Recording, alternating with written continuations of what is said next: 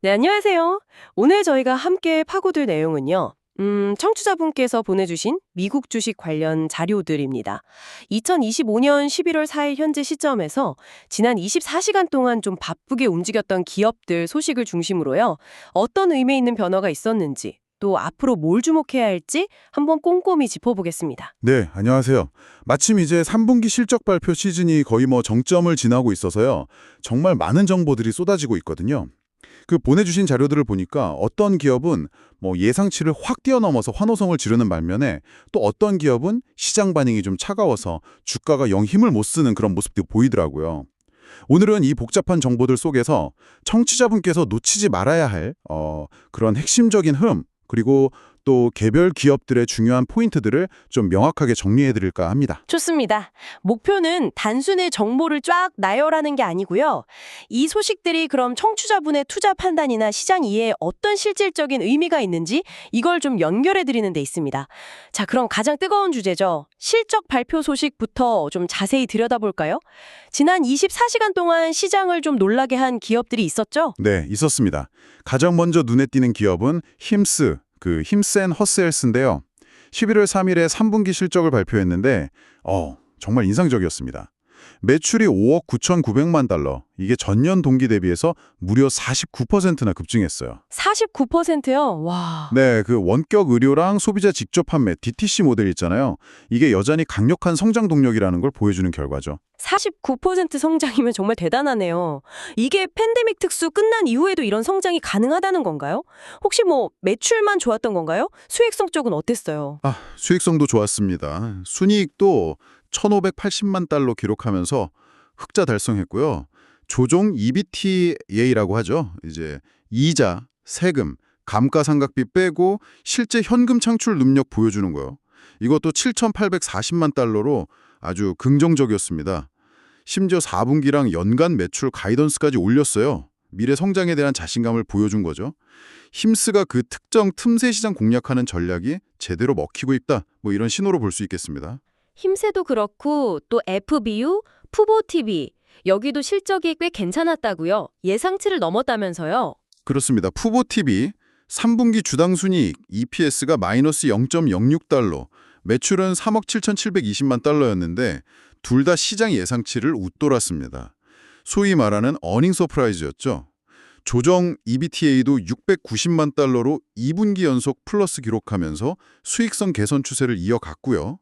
북미 구독자 수도 163만 명으로 늘어난 점도 긍정적입니다.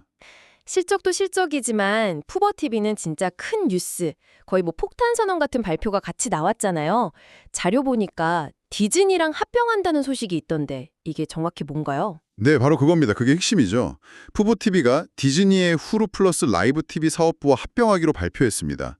물론 아직 세부 조건이나 규제 당국 승인 같은 넘어야 할 산들이 많긴 한데요. 이 발표 자체만으로도 푸보TV한테는 엄청난 전략적 전환점이 될 수 있습니다. 스포츠 스트리밍이라는 게 경쟁이 엄청 치열하잖아요. 여기서 푸보가 규모의 경제를 확보하고 또 컨텐츠 경쟁력을 강화할 수 있는 발판을 마련한 셈이죠. 와, 이건 정말 큰 변화네요. 단순히 푸보TV 주가에 좋다 이걸 넘어서 스트리밍 업계 전체에 미칠 영향도 좀 생각해 봐야겠어요. 경쟁 구도가 확 바뀔 수도 있겠는데요. 실적 좋고 합병 발표까지 나왔으니까 시간의 거래에서도 주가가 꽤 올랐겠네요. 네, 맞습니다. 시간의 거래에서 주가가 눈에 띄게 상승하는 모습을 보였습니다. 다만 이런 큰 합병은 실제 통합 과정에서 좀 예상치 못한 어려움이 생길 수도 있고 또 규제 리스크도 있으니까요. 앞으로 진행 상황을 좀 계속 지켜봐야 합니다. 청취자분께서도 이 합병이 장기적으로 푸보TV랑 디즈니 그리고 더 나아가서 전체 미디어 스트리밍 시장에 어떤 영향을 줄지 지켜보시면 흥미로울 것 같습니다. 알겠습니다. 이렇게 좋은 소식만 있었던 건 아니죠. 실적 발표를 앞두고 있거나 아니면 발표 직후에 주가가 좀 크게 흔들린 기업들도 있던데요. PGR, 프로그레시브 경우가 좀 특이했어요. 실적 발표 전에 주가가 신저가를 찍었다고요? 네, 그 점이 좀 흥미로운 포인트입니다. 프로그레시브는 보험사인데요. 11월 3일 장 마감 후에 3분기 실적을 발표했거든요. 근데 바로 그 발표 직전 정규 거래 시간에 주가가 205.31달러로 52주 신저가를 찍었습니다. 발표 전에요. 네. 이건 이제 실적 발표에 대한 시장의 불안감이 좀 미리 반영된 움직임이다. 이렇게 해석할 수 있죠. 아마 최근 자연재해 관련해서 보험금 지급이 늘어난다거나 경쟁이 심해진다거나 이런 우려가 있었던 것 같습니다. 발표된 실제 실적에 대한 평가는 이제 막 나올 텐데요. 그 결과에 따라서 주가 방향이 다시 정해지겠죠. 실적 발표 전에 미리 매도가 나왔다는 건 그만큼 시장 우려가 좀 깊었다는 걸 수도 있겠네요. 비슷한 맥락에서 이미 실적 발표하고 나서 좀 약세를 보이는 기업들도 있었죠. 가구회사 LJB, 라지보이도 52주 신저가 소식이 있었어요. 네, 라지보이. 어제 주가가 31.36달러까지 떨어지면서 52주 신저가를 다시 썼습니다. 자료 보니까 이게 최근에 발표된 분기 실적이 시장 기대를 좀 밑돌았고요. 동시에 회사가 주요 사업부 리더십을 교체한다고 발표한 여파가 계속되는 걸로 풀이됩니다. 실적 부진에다가 경영진 변화라는 불확실성까지 겹치니까 투자 심리가 좀 위축된 상황이죠. 아, 소비재 기업들 어려움이 여기서도 좀 나타나는군요. 아웃도어 브랜드인 DECK, 데커스 아웃도어도 52주 신저가 소식이 있었는데 이건 하락폭이 꽤 크던데요? 네, 데커스는 상황이 좀 더 심각해 보입니다. 어제 오전 주가가 80.25달러까지 하락하면서 52주 신저가를 기록했어요. 지난 1년 동안 주가가 48% 이상 하락했고 연초 대비로는 거의 60%나 급락했다고 하니까 엄청난 부진입니다. 60%요? 와. 네, 기술적으로 봐도 주가가 너무 많이 떨어져서 과매도 상태다 이런 분석까지 나올 정도예요. 지속적인 실적 부진에다가 전반적인 소비 위축 우려가 좀 복합적으로 작용한 결과로 보입니다. 그 어그, 유지주나 호카 같은 주력 브랜드 성장세가 좀 둔화되는 게 아니냐 이런 우려가 있는 거죠. 이렇게 힘든 기업들이 있는 반면에 또 시장에서 긍정적인 평가 받으면서 반등 실마리를 찾는 곳도 있었어요. 로쿠가 대표적인데요. 며칠 전에 실적 발표에서 흑자 전환 성공하고 나서 추가적인 호재가 있었죠. 네, 맞습니다. 로쿠는 3분기 실적 발표 자체도 좋았지만 지난 24시간 내에 피보털 리서치라는 투자 리서치 회사에서 목표 주가를 기존 120달러에서 135달러로 상향 조정했습니다. 투자 의견도 매수를 유지했고요. 이런 긍정적인 분석 보고서가 나오면서 어제 주가가 상승 마감하는 데 좀 힘을 보탰습니다. 목표 주가 올린 건 분명 좋은 소식인데 근데 자료 보니까 로크 CEO가 최근에 자기 회사 주식을 좀 팔았다는 공시, 폼4도 있었다고 나오네요. 이런 건 좀 엇갈리는 신호 아닌가요? 어떻게 봐야 할까요? 좋은 지적이십니다. 그 CEO의 주식 매도는 사실 여러 가지 이유로 할 수 있거든요. 개인적인 자금이 필요하다거나 포트폴리오를 좀 다양하게 한다거나 회사 전망이랑 상관없는 이유일 수도 있고요. 또 때로는 고점이라고 생각해서 파는 신호일 수도 있죠. 그래서 CEO가 팔았다는 사실 자체만으로 부정적으로 보긴 좀 어렵지만 그래도 투자자 입장에서는 목표주가 상향이라는 좋은 소식이랑 같이 이런 내부자 거래 동향도 좀 염두에 둘 필요는 있습니다. 단기적인 주가 모멘텀하고 장기적인 내부자 신호를 좀 같이 봐야겠죠. 그렇군요. 헬스케어 쪽에서도 긍정적인 분석이 나온 곳이 있었죠. BHC, 다슈헬스요. 실적 발표는 좀 전에 했지만 어제 나온 분석이 흥미롭더라고요. 특히 어떤 사업부 성장이 되게 좋았다고요? 네, BHC 10월 29일에 이미 3분기 실적 발표하면서 흑자 전환 성공했는데요. 어제 나온 분석 기사들이 이 성장의 핵심 동력으로 솔타메디칼 부문의 기여를 좀 집중적으로 다뤘습니다. 솔타메디칼이 이제 피부 미용, 의료기기 이런 걸 다루는데 3분기 매출이 전년 동기 대비 25% 증가한 1억 4천만 달러를 기록했습니다. 솔타 메디탈 성장이 회사 전체 실적을 끌어올렸다는 거군요. 근데 그 성장이 특정 지역에서 유독 폭발적이었다면서요? 바로 그 점이 흥미로운 부분입니다. 솔타메디칼 성장을 이끈 주역이 바로 한국 시장이었습니다. 한국 시장 매출이 무려 96%나 급증했다고 합니다. 와, 96%요? 거의 2배네요? 네, 그렇죠. 거의 2배 가까이 성장한 거죠. 아시아 태평양 지역 전체적으로도 성장이 좋았지만 한국 시장 기여도가 압도적이었습니다. K-뷰티 트렌드라든가 미용 시술에 대한 높은 관심 같은 게 반영된 결과로 보입니다. BHC 전체 실적을 볼 때에도 이렇게 특정 지역, 특정 사업부의 디테일을 파악하는 게 중요합니다. 96% 성장이라니 정말 놀랍네요. 한국 시장의 힘을 보여주는 것 같습니다. 자, 이렇게 이미 발표된 실적들을 살펴봤는데 이제 앞으로 다가올 실적 발표들도 중요하겠죠. 당장 오늘하고 내일의 발표가 엄청 몰려있네요. 맞습니다. 정말 숨가쁘게 이뤄집니다. 우선 오늘 11월 4일이죠. 장 마감 후에는 원격 의료 기업인 AMWL, 아메리칸 웰이 3분기 실적을 발표합니다. 시장에서는 주당 순손실을 한 마이너스 1.83달러 정도로 예상하고 있는데 최근 원격 의료 분야 경쟁 환경 변화 속에서 어떤 성과를 보여줄지 좀 주목됩니다. 그리고 내일 11월 5일이 정말 하이라이트입니다.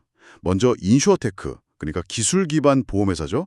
LM&D, 레모네이드하고 HIPO, 히포홀딩스가 같은 날 실적을 발표합니다. 아, 두 회사가 같은 날이에요? 네, 두 기업 다 혁신적인 보험 모델로 주목받았지만 최근 주가는 좀 부진했거든요. 이번 실적 발표를 통해서 성장성이랑 수익성 개선 가능성을 보여줄 수 있을지가 관건입니다. 아마 두 회사 실적 비교 분석하는 기사들도 많이 나올 것 같아요. 인슈어테크 두 곳의 맞대결 흥미롭겠네요. 내일 또 어떤 기업들이 있죠? 교육기술 쪽 강자도 있던데요. 네, 바로 디오에로, 듀오링고입니다. 언어학습 앱으로 유명하죠. 듀오링고 역시 내일 실적 발표를 앞두고 시장 기대감이 꽤 높은 편입니다. 자료에 나온 분석을 보면 시장에서는 주당 순이익이 47% 증가하고 핵심 수익원인 구독 매출이 40% 급증할 걸로 예상하고 있더라고요. 기대치가 상당히 높네요. 그런데 자료 보니까 그렇게 전망이 좋은데도 최근 3개월 동안 주가는 23% 하락했다 이렇게 나오는데 이 부분은 어떻게 봐야 할까요? 그것도 중요한 파이트입니다. 높은 성장 기대에도 불구하고 주가가 하락했다는 건 시장이 이미 높은 성장성을 주가에 어느 정도 반영했거나 아니면 금리 인상 같은 거시경제 환경 변화나 경쟁 심화 우려 같은 다른 요인들이 주가에 좀 부담을 주고 있을 가능성을 시사합니다. 그래서 실적이 예상대로 잘 나오더라도 주가 반응이 기대에 못 미칠 수도 있고요. 만약에 실적이 조금이라도 기대치를 밑돈다면 실망 매물이 나올 수도 있습니다. 내일 발표될 실제 수치랑 또 회사가 제시할 향후 가이던스가 매우 중요해 보입니다. 내일 발표는 여기서 끝이 아닙니다.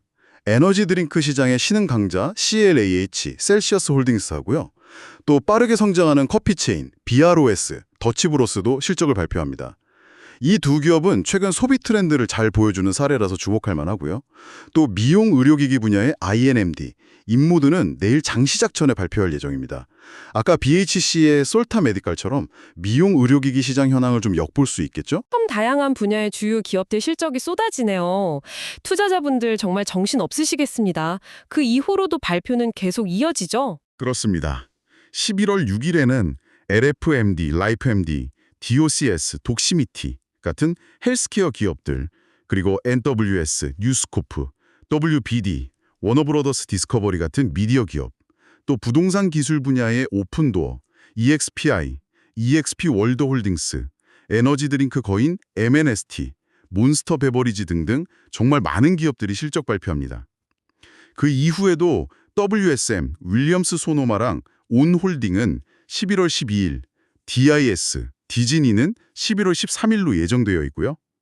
네, 11월 중순까지는 실적 발표가 시장의 가장 큰 변수가 될 것 같습니다. 알겠습니다. 실적 이야기는 이 정도로 하고요. 이제 다른 중요한 기업 소식들로 좀 넘어가 볼까요? 실적 발표 말고도 기업의 장기적인 방향성에 영향을 줄 만한 그런 전략적 결정이나 시장 루머들도 있었잖아요. 특히 SBUX, 스타벅스의 중국 관련 소식, 이거 매우 중요해 보이던데요? 네, 이건 정말 주목해야 할 발표였습니다. 스타벅스가 중국 내 리테일 사업 운영을 위해서 사모펀드 보유 캐피털과 합작법인, 그러니까 JB라고 하죠, 이걸 설립한다고 발표했습니다. 여기서 핵심은 그 보유 캐피털이 이 합작법인의 지분을 최대 60%까지 소유하게 된다는 점입니다. 스타벅스가 중국 사업 지분 과반수를 넘긴다는 건가요? 그건 상당히 파격적인 결정인데요. 스타벅스한테 중국은 엄청 중요한 핵심 시장이잖아요. 왜 이런 결정을 내렸을까요? 자료에 혹시 힌트가 있었나요? 자료에서 직접적인 이유를 딱 명시하진 않았는데요. 몇 가지 추론은 가능합니다. 첫째는 중국 현지 시장에 대한 깊은 이해랑 네트워크를 가진 파트너랑 협력해서 경쟁이 점점 심해지는 중국 시장에서 입지를 더 단단히 하려는 전략일 수 있고요. 특히 로컬 브랜드들 도전이 거세잖아요. 둘째는 보유 캐피털의 자본력을 활용해서 공격적인 매장 확장이나 디지털 전환 투자를 더 빠르게 하려는 목적도 있을 수 있고요. 셋째로는 좀 복잡한 중국 내 규제 환경에 더 효과적으로 대응하기 위한 선택일 수도 있고요. 어쨌든 이건 스타벅스의 중국 시장 전략에 있어서 중대한 변화고 앞으로 중국 내 경쟁 구도나 스타벅스 성장성에 어떤 영향을 미칠지 면밀히 지켜봐야 할 사안입니다. 확실히 단순한 파트너십 체결 그 이상의 의미가 있겠네요. 장기적인 관점에서 계속 팔로우업해야 할 뉴스 같습니다. 또 다른 빅뉴스는 루머 단계이긴 하지만 미디어 업계를 뒤흔들 만한 소식이었죠. WBD, 워너브러더스 디스커버리 관련해서요. 네, 한 3일 전쯤 로이터 통신에서 보도한 내용인데요. 넷플릭스가 워너브로더스 디스커버리의 스튜디오 및 스트리밍 사업부 인수를 검토하고 있다는 루머입니다. 아직은 어디까지나 확인되지 않은 루머 수준입니다. 근데 만약 이게 현실화된다면 와, 정말 엄청난 메가딜이 될 겁니다. 스트리밍 시장의 절대 강자인 넷플릭스가 HBO 맥스, 지금은 맥스죠. 그리고 디스커버리 플러스, 또 워너브로더스 스튜디오까지 다 품게 되는 시나리오니까요. 상상만 해도 엄청나네요. 진짜 미디어 공용 탄생인데요. 이 루머가 WBD 주가에는 어떤 영향을 미치고 있어요? 마침 WBD는 11월 6일에 실적 발표도 앞두고 있잖아요. 맞습니다. 이런 대형 M&A 루머는 그 자체만으로도 주가에 큰 변동성을 주거든요. 인수 가능성에 대한 기대로 주가가 오르기도 하고 반대로 실현 가능성에 대한 의문이나 인수로 인한 재무 부담 우려 때문에 하락할 수도 있습니다. WBD의 경우는 부채 부담이 좀 큰 상황이라서 매각설이 꾸준히 나왔었기 때문에 시장이 이 루머를 더 민감하게 받아들이고 있을 겁니다. 11월 6일 실적 발표에서 회사가 이 루머에 대해 어떤 입장을 밝힐지 아니면 어떤 힌트를 줄지도 초미의 관심사죠. 넷플릭스 입장에서도 이 딜은 엄청난 베팅일 텐데요. 넷플릭스 자체적으로도 최근에 주식 분할이라는 변화가 있었죠. 이것도 좀 참고할 만한 것 같습니다. 네, 지난 24시간 내 뉴스는 아니지만 한 5일 전쯤에요. 넷플릭스가 10대 1의 주식 분할을 승인했다고 공시했습니다. 주식 1주를 10주로 쪼개는 건데요. 이렇게 하면 주당 가격이 낮아지니까 개인 투자자들이 더 쉽게 주식을 사고 팔 수 있게 되죠. 유동성을 높이고 주주 기반을 좀 확대하려는 조치로 해석됩니다. WBD 인수 루머랑 맞물려 보면 넷플릭스가 최근 여러 방면에서 좀 적극적인 움직임을 보이고 있다. 이 점을 알 수 있습니다. 그렇군요. 자, 이제 마지막으로 비교적 좀 조용했던 기업들에 대해서도 잠시 짚고 넘어가야 할 것 같습니다. 사실 청취자분께서 주신 자료 목록에 있는 많은 기업들이 지난 24시간 동안에 특별한 뉴스가 없었어요. 예를 들어 핀테크 기업들, UPST, 소피, SQ, AFRM, LC, PYPL, HOOD, 코인 이런 곳들이나 일부 헬스케어, TODC, LLY, MVO, 부동산 기술, GE, OPEN, RKT, FNMA, KOMT, APPF, 가구 소매, LOVE, TW, RH, WSM, 의류, NKE, LULU 같은 기업들이요. 네, 맞습니다. 근데 이렇게 특별한 뉴스가 없는 시기에도 좀 의미를 찾을 수 있거든요. 이 기업들 중 상당수는 최근에 실적 발표를 막 마쳤거나 예를 들어 진로, 락킷 컴퍼니즈, 앱폴리오, 웨이페어, 컴캐스트, 오틀리 같은 곳들이요. 또는 곧 발표를 앞두고 있는 NWS, 오픈, EXPI 같은 상태입니다. 즉, 지금의 조용함은 폭풍 전야이거나 혹은 발표된 정보를 소화하는 시간일 수 있다는 거죠.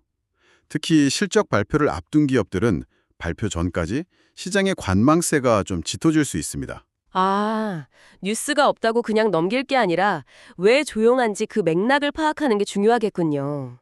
그래도 이 조용한 기업들 중 일부에서는 기관 투자자들의 미묘한 움직임이 좀 포착되기도 했죠. 이런 정보들도 때로는 의미 있는 신호가 될 수 있지 않나요? 네, 몇 가지 사례가 있었습니다. 예를 들어서 스위스 신발 브랜드 온홀딩 같은 경우는요.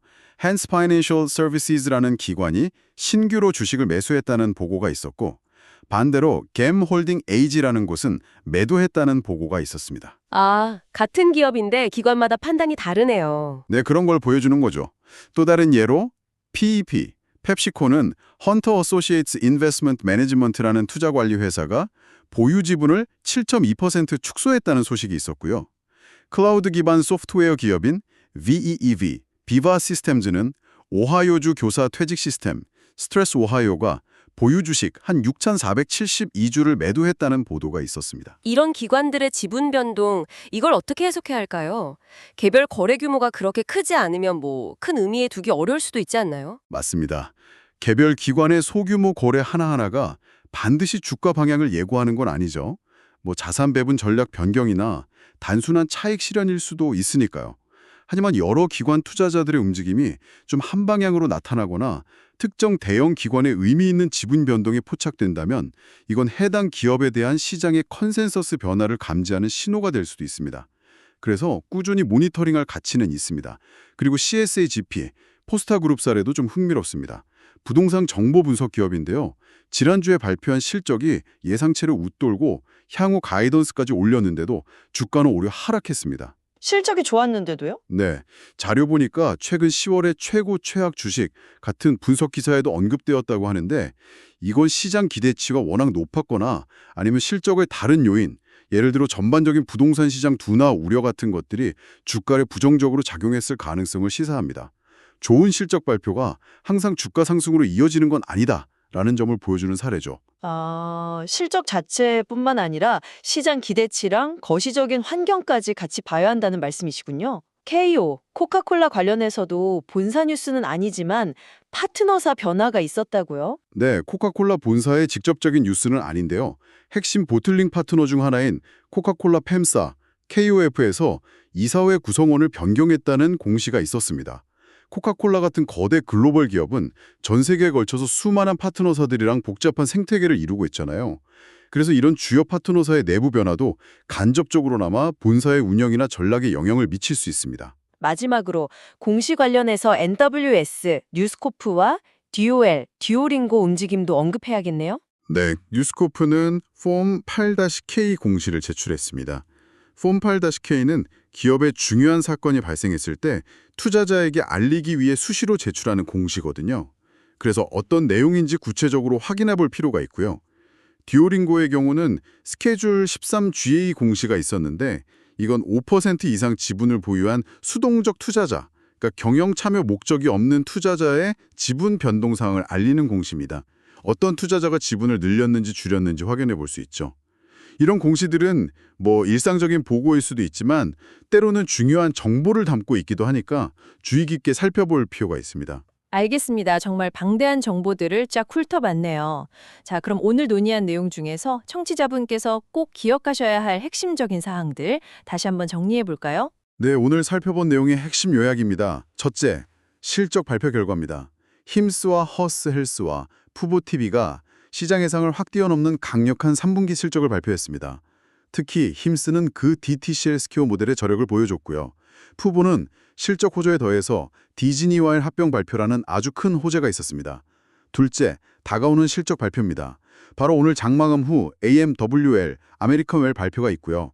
내일 11월 5일에는 인슈어테크 라이벌인 LM&D, 레모네이드와 히포홀딩스, 교육기술의 듀오링고, 소비재 관련 CHH, 셀시어스 홀딩스, BROS, 더치브로스, 미용 의료기기 이넴디, 인모드 등 다수 기업의 실적 발표가 예정되어 있어서 단기 변동성에 좀 대비하셔야 합니다. 셋째, 주가 동향 및 분석입니다. PGR, 프로그레시브, LGB, 라지보이, DCK 허스, 데커스 아웃도어가 52주 신저가를 기록하면서 시장의 어려움을 좀 반영했습니다. 실적 우려나 실제 부진이 원인이었죠. 반면에 ROKU는 로쿠는 목표 주가 상향 조정에 힘입어서 상승했고요. BHAC, 바쇼헬스는 솔타메디칼, 특히 한국 시장에서의 폭발적인 성장이 실적 개선의 핵심 동력이었다는 분석이 나왔습니다. 넷째, 주요 기업 뉴스입니다. SBUX, 스타벅스의 중국 합작법인 설립은 단순한 파트너십 이상의 중대한 전략적 변화입니다. 장기적인 영향을 주시하고요. 또 WBD, 워너브라더스 디스커버리와 NFRX, 넷플릭스 간의 인수 루머는 아직 루머 단계지만 미디어 업계 판도로 바꿀 수 있는 만큼 계속 주목해야 합니다. 다섯째, 상대적으로 조용한 기업들입니다. 많은 기업들이 지난 24시간 동안 특별한 뉴스가 없었지만 이게 실적 발표를 앞둔 관망세이거나 이미 발표된 정보로 소화하는 과정일 수 있다는 점, 이걸 이해하는 것이 중요합니다. 기관 투자자들의 미미한 움직임이나 파트너사 동향 같은 간접적인 정보들도 놓치지 말아야 하고요. 네, 명확한 요약 감사합니다. 오늘 정말 다양한 기업들의 최신 동향을 아주 입체적으로 살펴본 것 같습니다. 확실히 실적 시즌이다 보니까 기업별로 명암이 뚜렷하게 갈리고 또 합병이나 사업구조 개편 같은 큰 그림의 변화를 모색하는 움직임도 활발하네요. 맞습니다. 오늘 살펴본 사례들처럼 같은 산업군에 속해 있더라도 개별 기업의 실적이나 주가 흐름이 이렇게 다르게 나타나는 걸 보면 한 가지 질문을 던지게 됩니다. 이런 차이는 단순히 그 해당 기업의 경영 능력이나 제품 경쟁력의 차이 때문일까요? 아니면 그 이면에 우리가 놓치고 있는 더 큰 그림, 예를 들어서 뭐 미묘하게 변화하는 소비자의 선호도라던가 기술 발전의 방향성, 혹은 예상치 못한 지정학적 리스크 같은 거시적인 요인들이 좀 복합적으로 작용한 결과일까요? 아, 정말 좋은 질문이네요. 오늘 저희가 함께 분석한 정보들을 바탕으로 청취자분께서도 단순히 개별 기업의 뉴스에만 딱 집중하시지보다는 그 기업이 속한 산업의 큰 흐름, 그리고 현재 시장을 둘러싼 다양한 맥락들을 좀 연결해 보시면 어떨까 싶습니다. 그런 넓은 시야를 갖는 것이 이 변화무쌍한 시장에서 길을 잃지 않는 데 도움이 될 겁니다. 오늘 분석은 여기까지입니다. 다음 시간에 또 흥미로운 정보들로 찾아뵙겠습니다. 감사합니다.